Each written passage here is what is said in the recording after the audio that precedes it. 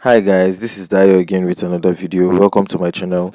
So today I'm going to be showing you how to turn your fully rendered painting into a messy painting. So we have already made our painting and we've imported it as a PNG on a different canvas. So make sure your painting is having a bit of space below and by the side. Then duplicate the layer of the reference. After duplicating the layer, lock the layer below, then leave the layer above. Then select the jagged brush. This is a particular brush I'm using for this painting. Just locate it in the painting section of the default brush of Procreate. But if you're not using Procreate, I'm still going to show you the brush you're going to be using, just in case you are using Autodesk Sketchbook. So make sure you select the jagged brush for both for the smudging and for both for smudging and both for painting as well. It's going to serve for smudging and also for painting. So make sure you select the jagged brush. Then you can also, for your eraser, you can still select a jagged brush or any brush you might prefer for the erasing. So after you're done with the selection of the brush, we are going to be keeping aside a reference of a painting in which if if art, I don't know how to pronounce it, if art on Instagram has done. So we are going to be using this as our reference, and we are trying to do a similar art style. So this is the art style we're going for. So what you're going to be doing next is we are going to be selecting our smudge brush. Make sure the selection is at the smudge brush, and make sure the brush you've selected for the smudging is a jagged brush. Then after you're done with selecting the jagged brush, zoom zoom in your image, then start smudging upwards. Start smudging it upwards, downwards, upwards, downwards. Just make sure you do exactly what I'm doing with the reference. So make sure with the painting. So make sure you smudge upwards, downwards, smudge upwards, downwards, and make sure the stroke of your brush is going um, along, like it's correlating with the painting. So make sure when you're dragging, make sure the direction of the painting is going along with the smudging. So just make sure you smudge upward, downwards, upwards, downwards. Then when you're done, you can start smudging sideways, just a little bit. Smudge sideways. You can just choose any painting you've done before, then follow along with this tutorial. Just smudge sideways, smudge sideways.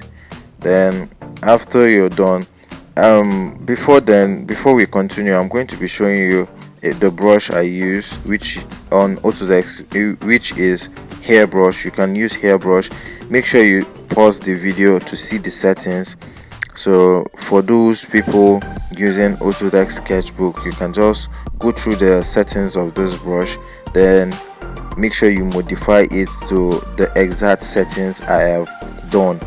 Then after you're done with the settings, you can also choose your synthetic oil brush for your painting. So you can use it for the paint over, just in case you want to paint over the the painting. So let's resume to our Procreate. Just make sure you smudge sideways. um Make sure you just keep on doing exactly what I'm doing on my canvas. So as you can see, I have smudged the neck a little bit, and smudge the neck, and just smudge it in and smudge it out. Just make sure you give that painting effect. Make sure you give that painting effect. Just play around with it. Do whatever you prefer. Do whatever you like. There's no boundaries. There's no limitations to this. You can go all in. You can um, do whatever you want to do. Just make sure it looks like a painting, an oil painting. So this is just the goal. We are trying to see how to make it look like a messy painting, and as you can see, the reference by the side, which is the painting made by AV Art, you can see that the face in particular is not messy compared to the hair and the shirt. So this is exactly what we are going for. We want to make the shirt and the hair messy, then we leave the face a little bit, like we will leave the face well rendered, and we allow the body and the hair to be rough. So we are just going to apply the effects mostly to the shirt and to the hair. Then we are going to be ignoring the face, and we're going to leave it we're going to be leaving the face to be well rendered, just to like make the face to be the center of concentration. So as you can see, I'm smudging the hair as well. I'm smudging the hair. Just make sure you do exactly what I'm doing. I'm just trying to add that effect using the smudge brush, and make sure you decrease your opacity to either 70, or yeah, you can reduce your opacity to 70. Then yeah, make sure you reduce your smudge you reduce your smudge size, and just make sure you follow exactly what I'm doing. Just follow exactly what I'm doing. Just pay attention to the sides and the effects I'm applying to this particular painting. By the way, as I've said before, I've done the painting process for this particular painting we are working on. You can I'm going to be dropping a link in the description box. Just make sure you click on the link. It will refer you to the video, or just wait to the end of this tutorial. It's a suggestion will pop out, then you're going to click on it, then it's going to refer you to the painting process. So just make sure you follow the exact process I'm doing.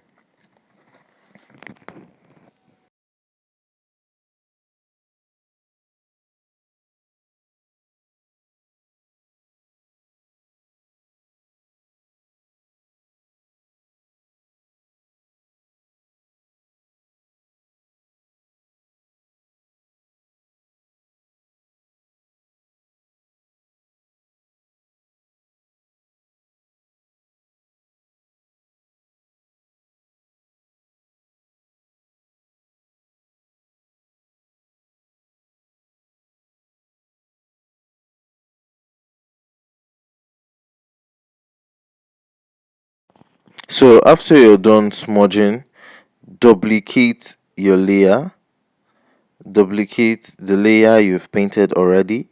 After duplicating the layer, then merge it again. We just want to like have the thickness. I want to have the thickness. Then after merging it, then duplicate it the second time. After duplicating it the second time, what we're going to be doing now is we're going to be selecting our smudge brush. We're going to be selecting our smudge brush, and after selecting our smudge brush, we're going to be going to the selecting the second layer below. Then after selecting the second layer, as you can see, if you click on the transform tool, it's going to show you this like second layer below. So make sure you're on the second layer, then select your smudge brush, then start smudging side by the side. Just smudge it by the side. Make sure you increase your brush size, then smudge it by the side, smudge it by the side, smudge it by the side. Just drag it by the side. Make sure you are dragging it accordingly so that the color is going to pop out.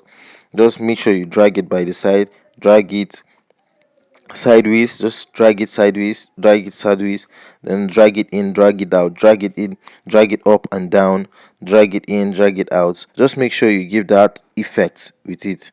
After dragging, make sure you drag it well. Just make sure you drag it, and the color of the painting below pops out, so above pops out. So after you're done dragging, as you can see, the background, we are trying to make a painterly background. We're trying to make a painterly background effect. So uh, after you're done dragging the reference below, then we are going to be adding a layer above again for our painting effect. But before then, we are going to be decreasing the opacity of the painting, the background we've done. Reduce the opacity to 68. So after, or you can leave it at 80, then go back to the, as you can see, we've already created our background. Then go back to the top layer in which we've created for the painting. Make sure you are still using the jagged brush for this particular painting.